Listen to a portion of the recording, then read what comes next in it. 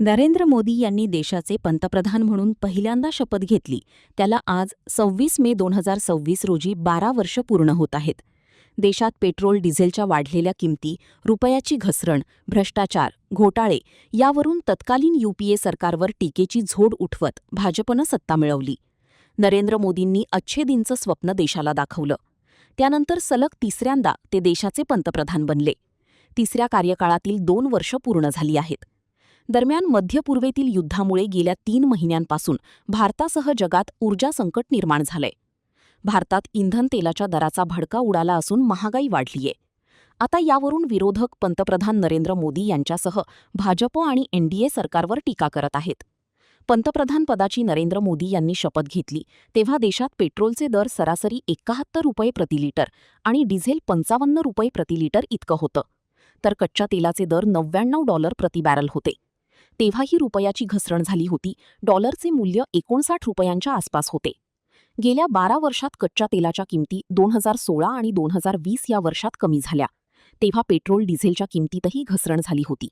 मात्र या 2 वर्षांव्यतिरिक्त इतर वर्षात इंधन तेलाच्या दरात वाढच झाल्याचं दिसून आलंय. 2016 मध्ये पेट्रोलचे दर 63 रुपये तर डिझेल 46 रुपयांपर्यंत कमी झालं होतं. कच्च्या तेलाच्या किमती जवळपास अर्ध्या झाल्या होत्या. 2014 ते 2026 या कालावधीत कच्च्या तेलाची किंमत $99 ते $103 या दरम्यान होती. मात्र रुपयाचे मूल्य मोठ्या प्रमाणावर घसरले आहे. 2014 मध्ये रुपयाचे मूल्य प्रति डॉलर 59 रुपये इतकं होतं. ते आता 95 ते 96 रुपयांपर्यंत खाली घसरलं आहे.